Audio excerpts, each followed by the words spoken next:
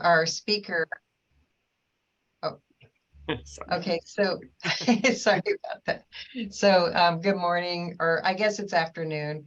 Um, in addition to my role working in juvenile probation, I also am an adjunct instructor in human services at the Matsu College, and I am also on the Journey Board for Wellness for students and staff. And with that, we've been looking at Child Abuse Prevention Month for April, and we did a clothesline at the college for taking the pledge not to abuse children and signing it was like a paper hand. And thinking of that, Matt Clayton here is going to do a presentation for us on ACEs, which is Adverse Childhood Experiences. And I know Matt through Thrive Matsu and all of his energy and the wonderful activities he does for kids in our community. And we're very lucky to have him here. Matt he's been a youth advocate for probably over 20 years now, and he's worked residential treatment centers, a youth center in St. Louis, and he did that for 10 years. And most of you know in the community here in Matsu, we have a program called My House, which is a drop-in center for homeless youth. And then he's been with Thrive since September 2020. And he's lived in Alaska for about 5 years plus. I'm correct. So with that, without further ado, please take the reins, Matt, and thank you for doing this for us today. Yeah, my pleasure. Let me share my screen here. And so the title of my presentation today is called Pain and Purpose, and we'll get into unpacking that in a second here. Just to introduce my family to you guys. I'm going to talk a little bit about my boys during my presentation. Silas is my youngest one. He's 6. Isaac is 11. And then I'm not allowed to talk. Gretchen just had a birthday, but I'm not allowed to talk about how old she is. Like Janice said, we moved to Alaska a little over 5 years ago. And August was our 5th year anniversary. And seems like this has been like we were just talking about, it seems like this has been the longest winter that we've had so far since I've been here. Seems like this winter was about 18 months long. So the youth center that I ran in the St. Louis area is actually in a little town called Washington, Missouri. We had a skate park, concert venue, gaming loft, paintball field, BMX dirt jumps, and a lot of at-risk youth at this facility. And it was during this time that I just kind of had a mystery about some of the kids that I would try to connect with. Some of them, connect with great. Other kids, it seemed like there was always this distance between our staff and certain students. And I kind of brought that mystery up here with me, continued to kind of wrestle with, what was the difference for some students.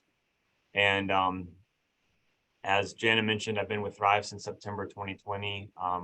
We have this text alert for students. And before working at Thrive, I was at My House, and it was at My House that I received, and by my house, I don't mean my personal house. I mean the Matsu Youth Housing, which is known by My House. I received training there for the first time in ACEs and childhood trauma, and it was then that I first understood about some of the kids that I had a hard time connecting with at the Crux. It helped me understand them and helped me see them in a different light. And so we'll connect some of the dots on different things. But first, I want to ask, and you guys can unmute and chime in here. Most of the time, I'm doing this presentation with teens. Obviously, you guys are a little bit older, but you still have goals and hopes and dreams. And so would somebody like to share what are some goals that you have for your life?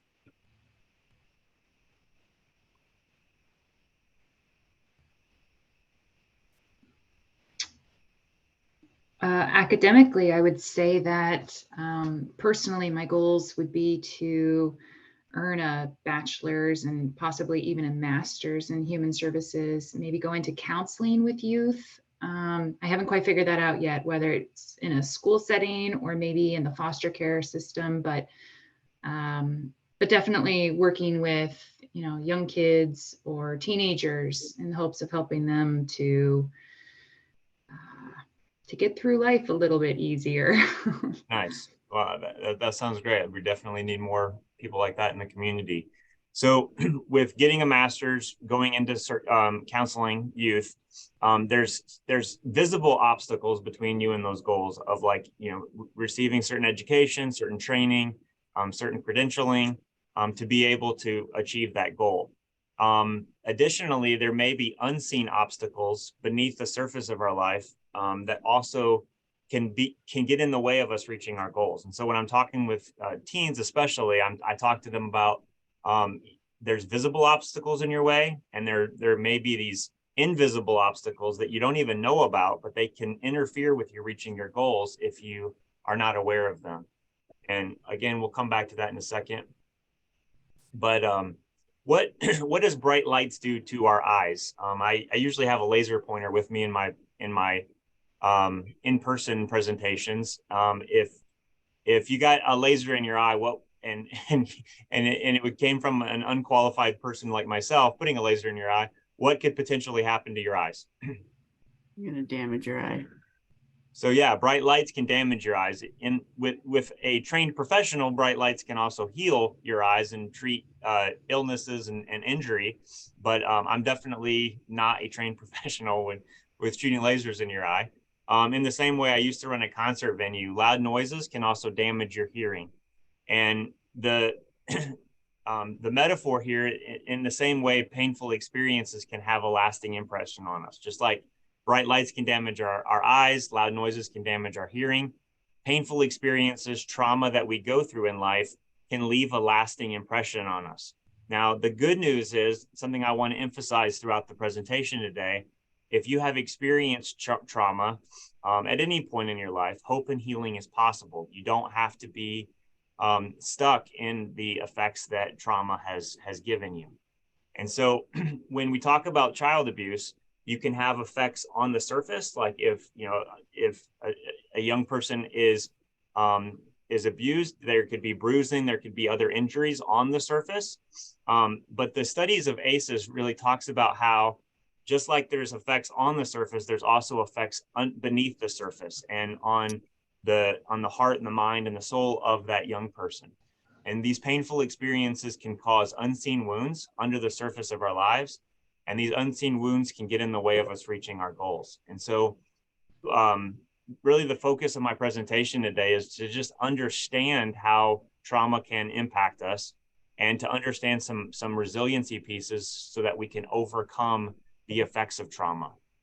When we talk about ACEs, ACEs stands for Adverse Childhood Experiences. And back in the 90s, a hospital called Kaiser Permanente did a landmark study. A doctor named Vincent Folletti was treating chronically obese patients. He was getting some success of having them lose weight.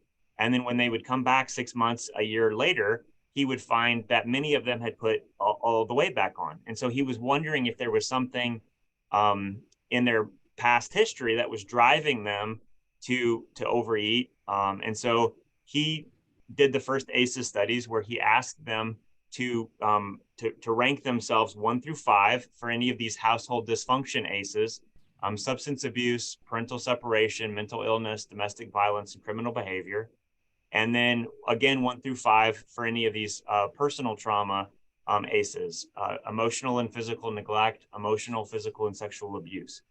And so he assigned people scores of 1 through 10, or I guess 0 through 10, based on how many of these childhood traumas they had prior to age 18.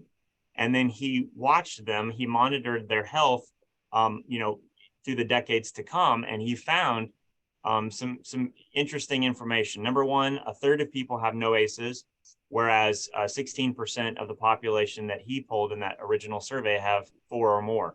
Now, statistically, if you have 4 or more, it doesn't matter if you have 4 or if you have 10. The effect of multiple ACEs is basically the same.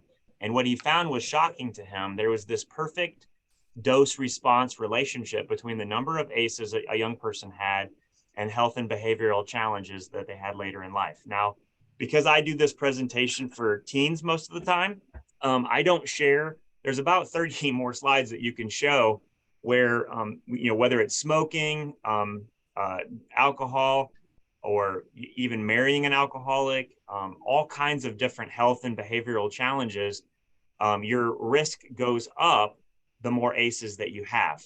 And I don't share those with the teens that I work with because I don't want to give them permission to self-medicate with illegal substances. But for those that are pursuing this, this training, I would encourage you to do additional ACEs training to see all of the different ways that ACEs can impact health and behavioral challenges. And what Dr. Vincent Folletti realized was that what we often look at as public health problems are actually personal solutions to childhood experiences. Essentially, people were self-medicating.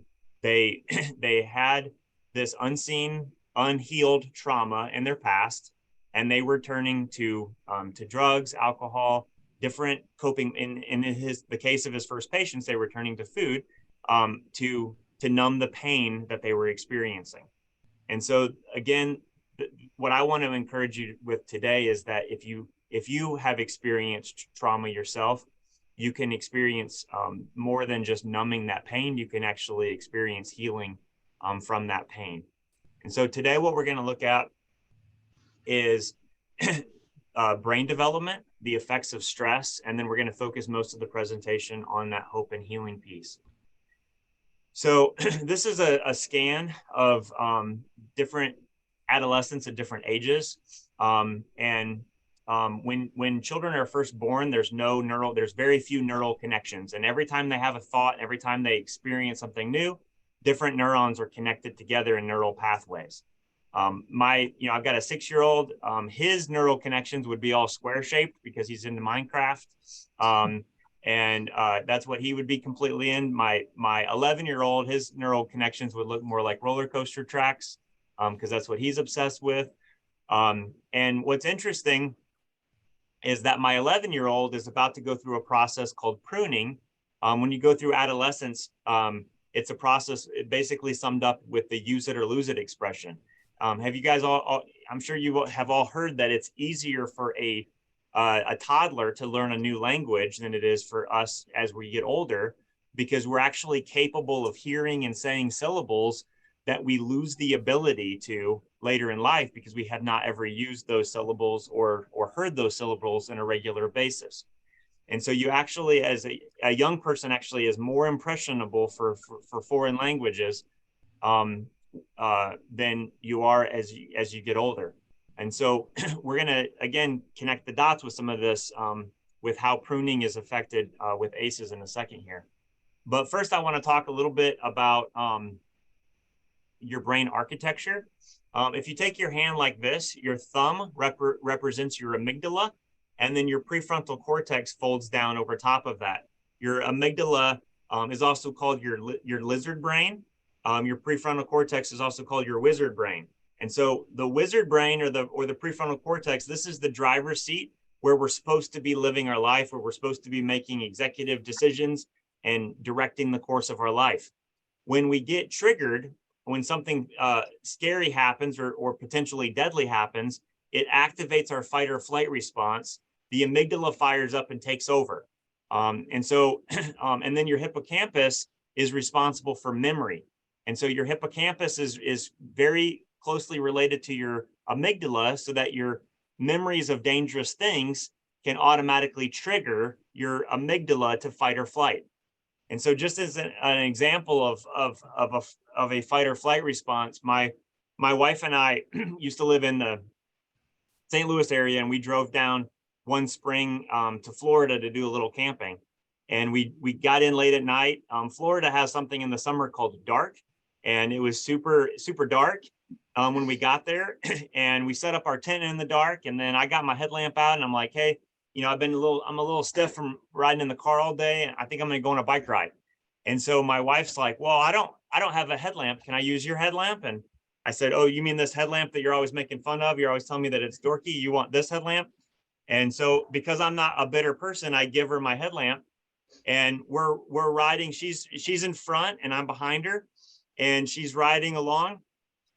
And her hippocampus, there's something in the pathway, and her hippocampus is saying log, log, log, log. And I don't know if you guys realize this about Florida logs, but Florida logs don't flop. And so right as she's about to go around the log starts flopping, and her hippocampus finally says, oh, that's not a log, that's an alligator. And so it was in this moment that I learned that my wife's amygdala could care less about me, as she took off like a comet, and she left me alone in the dark crying softly with an alligator. And so that's the purpose of your amygdala. It's to damage your relationships and harm your spouse. But the reality of it is all of us have an amygdala. All of us need one. It provides that fight or flight response that we need when we're in a dangerous situation. Now, my wife's response was to flee, and to get out of there as quickly as she could. And when you look at this brain scan of the healthy child is on the left side, which part of the brain is lit up for the healthy child? The prefrontal cortex, that's the driver's seat of life. This is where you're supposed to be growing up. This is where you're supposed to be living your life and learning how to make decisions, learning how to plan, learning how to prepare for things. And instead, with the child who's going through severe emotional neglect, you see the limbic system, the amygdala is on fire. Now, we all need an amygdala, we all need a fight or flight response, but none of us are meant to have that fight or flight response constantly activated. When we're in a constant state of fight or flight, it's very damaging to us physically. We experience a lot more adrenaline, a lot more cortisol going through our system. And additionally, most of life, you need more than 3 options of fight, flight, or freeze. Most of life, you need a little bit more of a nuanced response than to just either run away or fight. But when young people go through these traumatic experiences, early in life, they default to, fight or flight being the most common response. So I want to show you this video, and then I'll have a little bit more to say.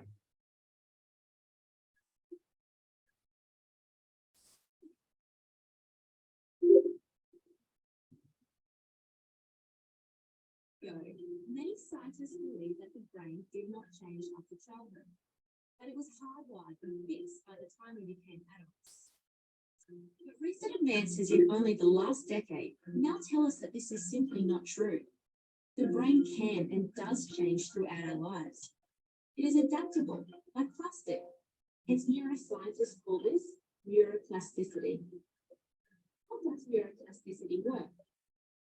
If you think of the brain as a dynamic, connected power grid, there are billions of pathways or roads lighting up every time you think, feel, or do something. Some of these roads are well traveled. These are habits, ways of thinking, feeling, and doing. Every time we think in a certain way, practice a particular task, or feel a specific emotion, we strengthen this road. It becomes easier for our brains to travel this pathway. Let's think about something differently. When a new task, through the different emotion, we start carving out a new road. If we keep traveling that road, our brains begin to use this pathway more, and this new way of thinking, feeling, or doing becomes second nature. The old pathway gets used less and less and weakens. This process of rewiring your brain by forming new connections and weakening old ones is neuroplasticity in action. To learn and change by rewiring your brains. If you have changed a bad habit or thought about something differently, you have carved a new pathway in your brain and experienced neuroplasticity firsthand. With repeated and directed attention towards your desired change, you can rewire your brain.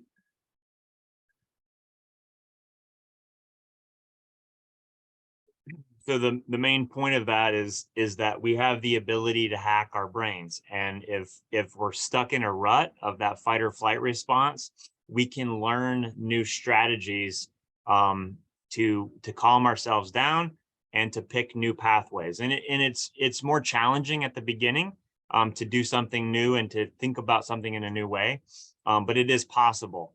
And scientists are just beginning to understand just how flexible and fluid the brain really is. And so the way that we're supposed to the way that we're supposed to make decisions and process life is that we observe what's going on around us. We take in all kinds of sensory input. We interpret that input. We process it. We evaluate our options. We make a plan and we act. Now, that's the normal way that our brain functions under, conditions that are not, dangerous. When that alarm system gets triggered, like with my wife, and when she went from the the hippocampus saying log, log, log to it saying alligator, then she observes, she interprets, and then she just acts. She didn't mean to hurt my feelings by leaving me alone with the alligator. She just acted in order to preserve her own life. And it's instinctive, it's reactive. You're not even thinking about it consciously. You just do it. And for those of us who are looking forward to getting out and exploring our beautiful state, as things warm up, we have to be on the lookout for grizzly bears in Alaska. And when any one of us sees a grizzly bear, our fight or flight response is going to be activated. That's normal, that's natural. And we're going to automatically, instinctively do something to save our own life. Now, the reason that adverse childhood experiences have such a lasting impact on people is because in their adolescence, when all these neural pathways are just forming, what should be the escape path becomes the highway, and what should be the highway becomes an overgrown, unused path. And so for those of us who were to see a bear at any age of life, our fight or flight response would be activated. Well, the sad, tragic reality for some of the students in our community is that when they come home, that bear is always there. Maybe that bear is an older sibling, maybe that bear is their a parent, and that bear is always there, and that bear is always triggering that fight or flight response. And so that fight or flight response, it becomes easier and easier and easier for them to be triggered and to stay triggered because they're in this constant state of fight or flight. And so again, if we experience a bear in the woods, we're just going to experience a one-time automatic fear response. But for the young people that many of us work with, they have experienced long-term fear response, which affects changes to their brain. Now, when we add that to the fact that, let me go back to this slide. When we think about this pathway that's getting overgrown, where we should be processing life, and then think about the process of pruning that young people go through. It's a use it or lose it state. And so if they're not using their prefrontal cortex, if they're not used to driving in the driver's seat of their brain, then when they go through the process of pruning during adolescence, they lose even more of that functioning because they lose the neural connections that they're not using. And the neural connections that they are using in their limbic system become reinforced. And that's one of the reasons why adverse childhood experiences, before 18 have such a larger impact on people than maybe trauma that you experience later in life. And so as we kind of turn the corner and we talk about what we can do to change our brains and what we can do to learn resiliency, the first thing we have to say is that the position that you're supposed to be taking in your own brain is in that driver's seat position. Instead of in the limbic system and allowing the limbic system to put you on autopilot, where you're supposed to be functioning is in that driver's seat. And I remember working at my house, and there was a young man there who had been homeless, for most of his adolescence. And I remember asking him, John, now that you're getting into housing, now that you're getting in, your feet under you with this program, are you going to get your GED? And he looked at me as if to say, how could I possibly know whether I'm going to get my GED or not? That's like looking into the future. Like he was in the backseat of his own life, essentially waiting for life to happen to him because he had never been taught how to be an empowered adult making his own decisions. With my children, my 6-year-old got in trouble at school yesterday. And so I had to go and pick him up from school because the principal called me. And so Silas spent about an hour and a half moving cardboard boxes from the basement to my van so that I could take them to the recycling center. We had almost a winter worth of boxes, and I get a bunch of deliveries because of my job. And so it was like a van full of boxes that he moved for 90 minutes because I was teaching him responsibility. I was teaching him, number one, I don't want Jana to ever spend a significant amount of time with him. Number two, I want him to learn from some of the mistakes he's making as a young person, that he is in charge of himself and that he's responsible for his actions and his behavior. And so I'm teaching, the boys are going to get more and more time in the front seat as they get older. And they're going to get more and more time taking responsibility for their choices and making choices about which path that they take in life. Because my goal is I don't want to raise children. I ultimately want to raise adults. And ultimately I want them to be empowered to make choices for their, in their own life. And if you think about this metaphor of the car, yes, obstacles still come our way, especially in Alaska. We have all kinds of weather issues and roads that get damaged, and we might have to take a different path, but we can still go to the same destination as long as we're flexible on how to get there.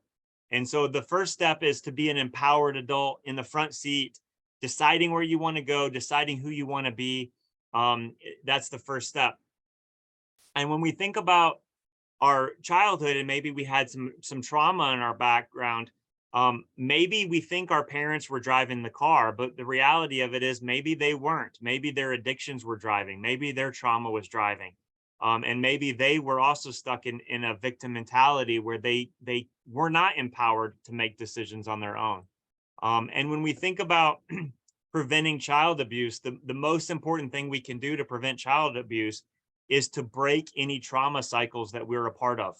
If maybe our parents were abused as when they were growing up, and then they passed some of that abuse on to us, the most important thing we can do to break child abuse is to break that cycle, where we are empowered. And one of the things that I tell young people is that if you experience trauma as a child, that trauma was not your fault. However, healing is your responsibility.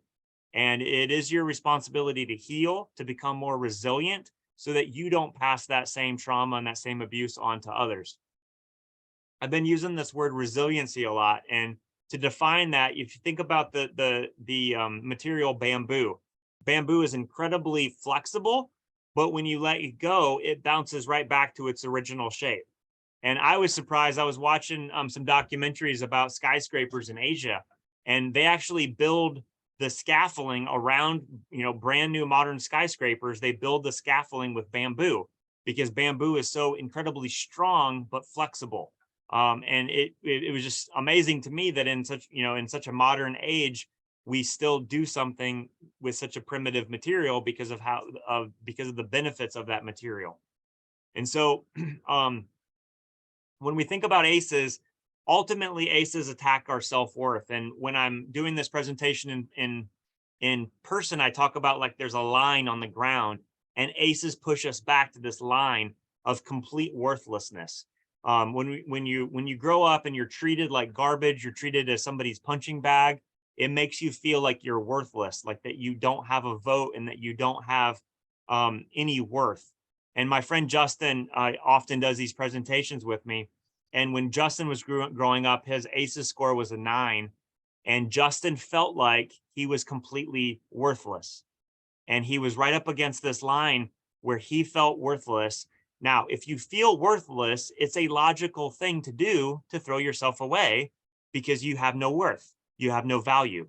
And so for Justin, when he was going through his early young adult years, he contemplated suicide frequently and was actually at the point of ending his own life, when instead he picked up a pen and he started writing lyrics, and he started writing rap lyrics, and decided that he wanted to devote his life to becoming a musician.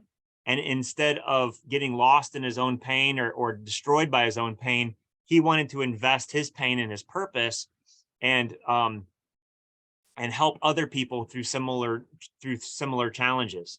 And when I'm talking to young people, I express, if you feel that worthlessness, we are not asking you to stay in that place of worthlessness and just let go of your drugs or let go of whatever your coping strategies is that's helping you numb that pain. What we're actually inviting you to do is to cultivate self-worth and no longer feel that pain and no longer feel that worthlessness, by cultivating self-worth and cultivating resiliency. And so we're going to look at several different types of resiliency. The first type is social resilience. We need to individually have a good relationship with ourselves. We need to be monitoring our own inner dialogue and not allowing ourselves to talk about, to get into negative ruts with our internal dialogue. We need to be in healthy relationships with other people who value us and do not treat us in toxic ways. And then with our broader community, we need to be a part of a broader community that supports us, that values us, that invests in us instead of drains from us. And when we do that, we grow rooted in a deep and secure understanding of our own self-worth.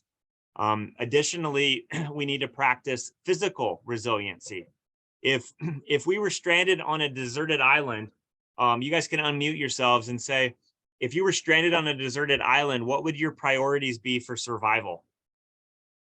Water, fire, shelter. Food. So look at this, watch this. I read your mind. I'm a psychic. So heat, water, food, and shelter. Those are the 4 necessities for survival. And, growing up in Alaska, you guys all have to know that, or maybe if you're in Alaska for the first time, you have to know that, because it's very easy when you're living in Alaska to get, stuck in a life or death situation, whether it's a windstorm or your car breaks down on the park's highway. There's a fine line between us and wilderness here, and you could easily end up in a life or death situation. Now, the reason that I bring this up is because self-care becomes more obvious when we're actually in a life or death situation. I remember being at my house and a young person was upset because they were not able to deposit their check because of some problems with their bank. And I asked them, do you have heat? And she said, yes. And I said, do you have water? She said, yes. I said, do you have food? She said, yes. I said, do you have shelter? She said, yes. I said, I want to encourage you. You're not actually in a life or death situation. So you can breathe and you can wait for this banking situation to get resolved, but you can do so from a position that you're not in a life or death situation. You're going to survive this weekend. And yeah, you're not going to have as much disposable money as you thought you were going to have, but you are going to survive. And that this is not a life or death crisis. And so that's step 1 is to start teaching our brain when it's not a life or death situation, so that we're not leaning on that limbic system for energy for just the regular day-to-day life. Step number 2 is to recognize that even when we're not in a life or death situation, it is important to value ourselves physically and to practice good self-care. These are different practices that we do to cultivate self-worth. If I, just full confession, right now I've got more jelly beans in my office and more jelly beans at the house than I normally do. And I've been finding myself eating a little bit more jelly beans than normal. Now, if I eat a bunch of jelly beans instead of healthy food, I'm going to start feeling more and more like garbage. Because if we eat garbage, we feel like garbage. If we treat ourselves like garbage, we feel like garbage. But if we eat healthy food, if we get plenty of sleep, we exercise regularly, listen to positive music. These are things that we can do to practice physical resiliency and to value ourselves. My boys would love me to say that they could eat whatever they wanted to, but because I value them and I value their health, I'm going to limit the treats, and I'm going to emphasize, we make smoothies a lot at my house that are filled with fruits and vegetables.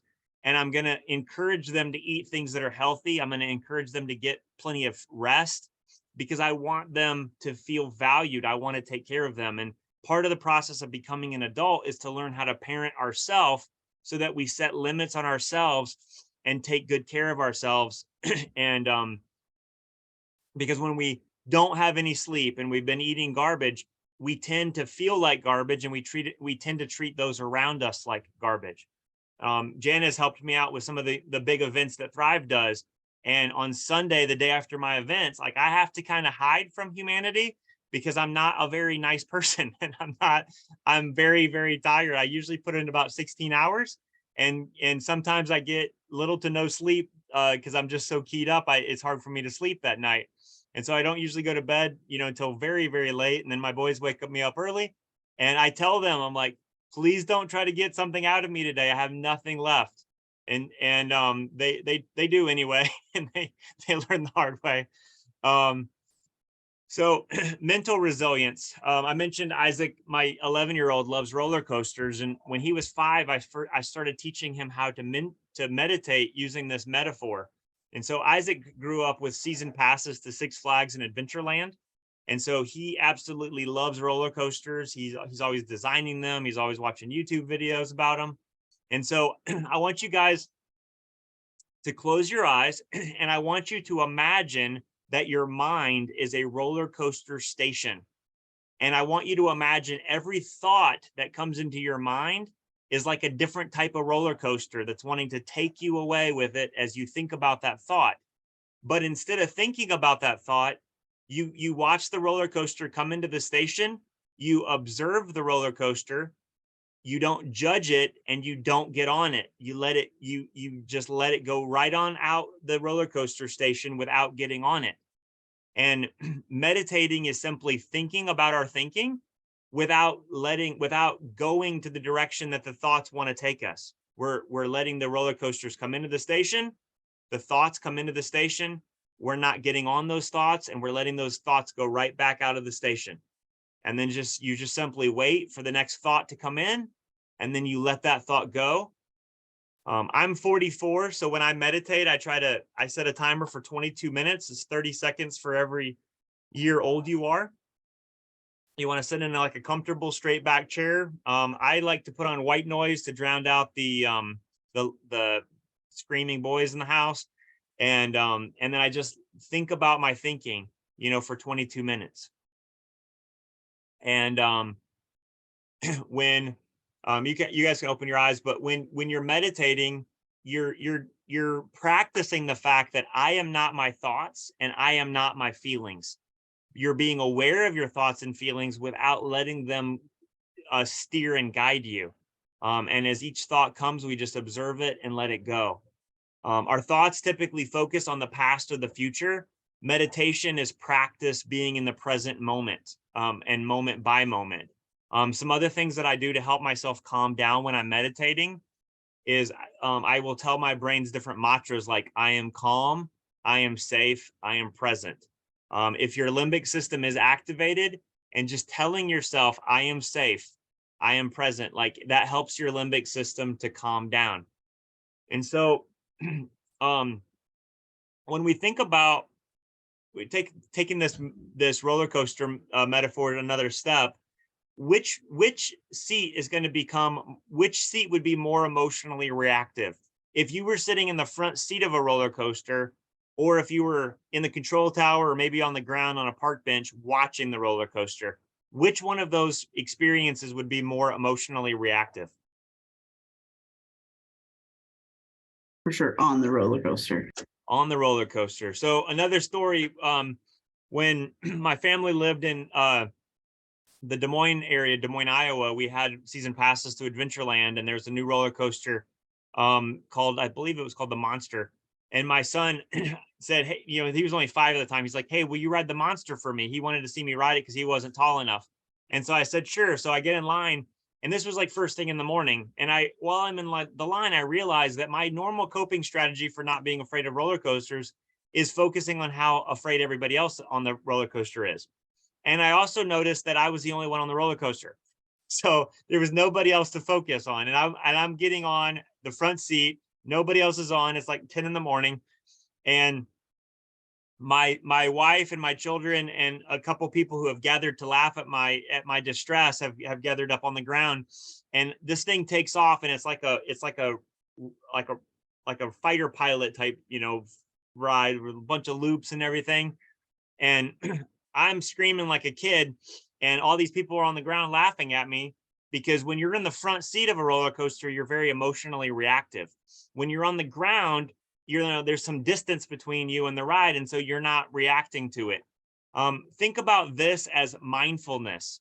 When you practice mindfulness by practicing being aware of your thinking, you can create distances between your thought and yourself, so that you're not reacting emotionally to the thought as much as you would if you were on the front seat.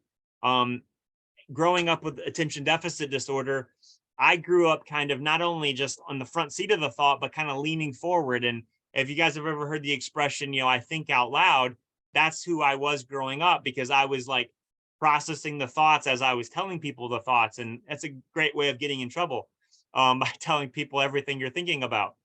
And so by learning to meditate, I learned to create that space between myself and my thinking, so that I could practice more mindfulness. So I have another story to kind of illustrate and put all of these different ideas together.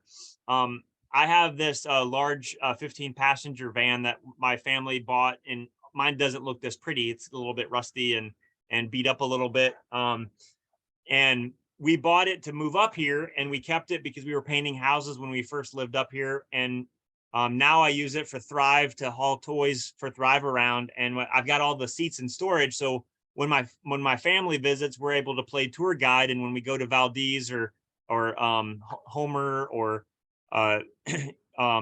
Fairbanks, we don't have to take two vehicles. We can just all pile in the van. And so my in-laws visited, and this was a few years ago, and we were on our way to Valdez. And from like just past Sutton, when you're going toward Glen Allen, the road gets really curvy, and you've got like a steep mountain drop off on one side, and you've got steep mountain, cliff on the other side, and tons of trees. And we're driving along, just enjoying the beautiful day. And all of a sudden, a vehicle that looked a little bit like this pops up in our rear view mirror. He's passing the car behind me, and now this road on my slide is straight, but in reality, this is like super curvy mountain road. And I'm thinking, well, surely he wants to get behind me, because he can't see anything, of what's up ahead of me. So I start speeding up, and he speeds up even more, because he's trying to pass me too. And in reality, it wasn't this Mad Max vehicle. It was like a truck towing another truck. And so I start slowing down a little bit so the guy can pass me, because he's being like completely, just like a road rage type of situation. And then suddenly this guy shows up in the other lane, and I have to go off the road. Now this edge of the road to the right is where you get the steep drop off going down into the river cliff, and I've seen enough. I have to go off of the road, and on my slide here, there's about an inch between me and the vehicle in front of me. In real life, I don't think there was an inch. I think he took some paint off my bumper. And I've seen enough cartoons to know that my family, was going to roll down into this flaming ball of death. And now your amygdala responds to your imagination. And so when you imagine your family dying in a flaming ball of death, your amygdala responds to that as if it actually happened. And so as a husband, I'm a protector, I'm a provider, and it's my job to keep my family safe and healthy. And so I get back on the road, and my amygdala is saying, Jana, please don't turn me in. But my amygdala is saying, we need to find this guy, and we need to kill this guy. And now, full disclosure, I've never killed anybody. But that was my plan at this point, as I'm putting my foot all the way down on the gas pedal to try to go get this guy. My wife saying, hey, calm down, slow down. My amygdala saying, find him, get him, kill him. My mother-in-law in the back is saying, what's going on? Why are you driving crazy? And my 11-year-old in the back is like, yeah, let's get him, daddy. And so my amygdala and my 11-year-old are on the same team, apparently. And so now all of this is happening in the course of just seconds after this incident where we almost went off the cliff. And what I realized, because I do this ACEs training, that, you know, maybe killing this man today is not the best option for my future. Maybe I can calm down and think of another option. And so I start doing what's called box breathing, where you breathe in for 4 seconds, you hold it for 4 seconds, you breathe out for 4 seconds, and you hold that out for 4 seconds, you know, and you just keep breathing in. You know, it is impossible to look a grizzly bear face to face and practice deep breathing. And so in the evening, when I'm having a hard time sleeping, I breathe deeply in order to calm my limbic system down in order to get to sleep. And so all I did historically, what I would have done was drive fast until my wife eventually talked me out of killing him. And my wife and I would have had like this friction and this tension all day. I would have had this shame because I had been contemplating murder for a while. And I would have just kind of got stuck in this negative mental space for most of the day. But because I've been doing all this training, I realized like, oh, my limbic system is just activated because I almost died. And I just need to calm down. And so that's what we did. And then when we drove by Eureka, we saw the vehicle parked in front of the lodge there in Eureka. And so my wife's like pointed it out, and we whipped in and we got his license plate.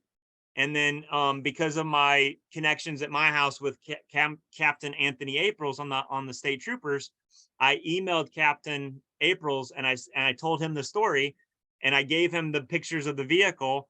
And he had a trooper knocking on the door of this gentleman's house the next day, or the next, you know, Monday, I guess, and told him that if you ever run somebody off the road, we're going to charge you with manslaughter.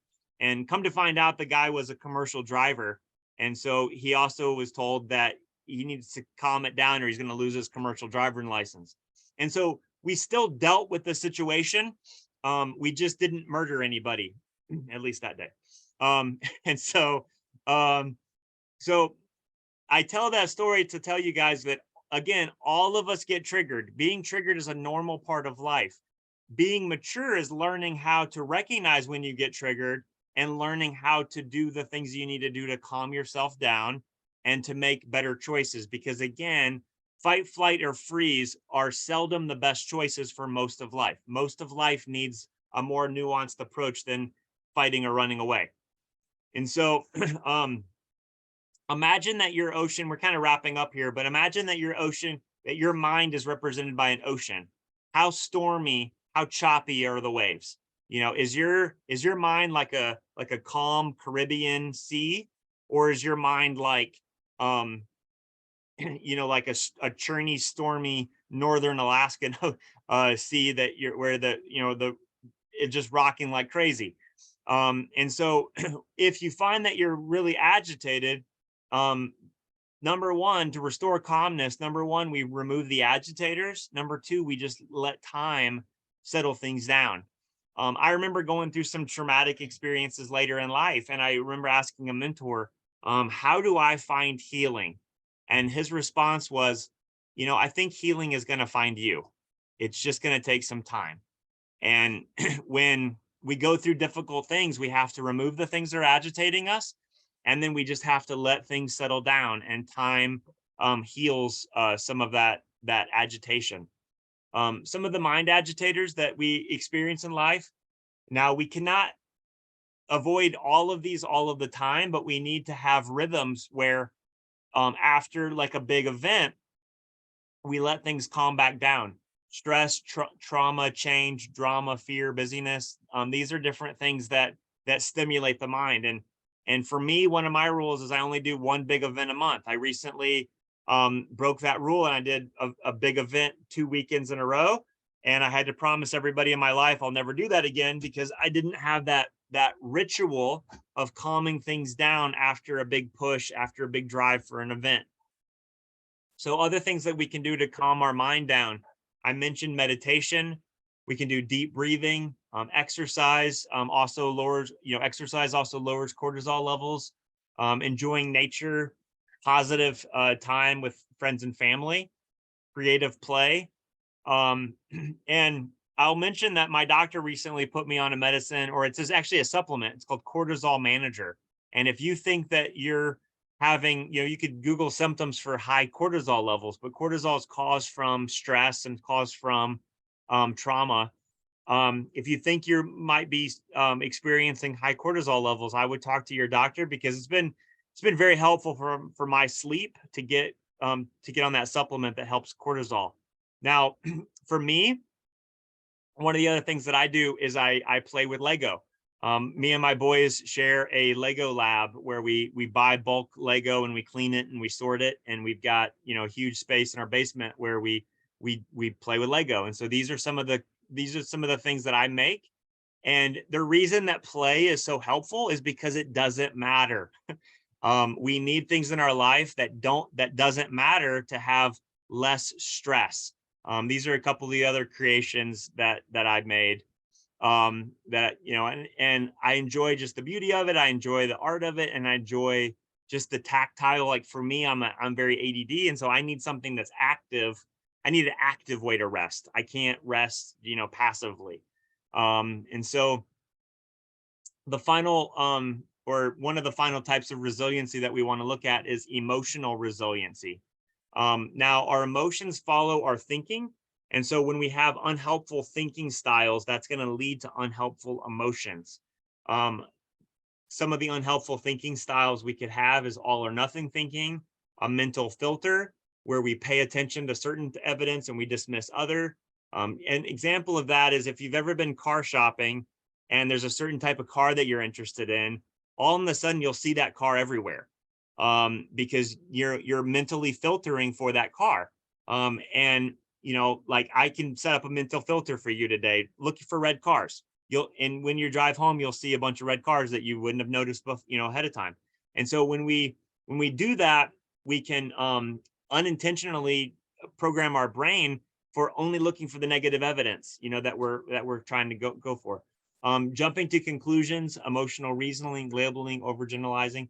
These are just different ways that we can get into unhelpful thinking styles. And when we practice meditation, we're practicing thinking about our thinking. The next step is to actually evaluate our thinking to whether it's helpful or not, because unhelpful thinking leads to unhelpful emotions. Now, anxiety and other mental challenges can have other causes, but often when I'm having anxiety, I want to look upstream and say, okay, what are some unhelpful thinking that may be driving some of this anxious thoughts? And then finally, I want to look at spiritual resilience. And for me, I'm simply asking the question, what are your values? And are you living your values? Because when we have one set of values and we live at a different level, it creates tension within us where we're not spiritually whole, we're not integrated into our own values. And so it's very important to live out the values that we profess.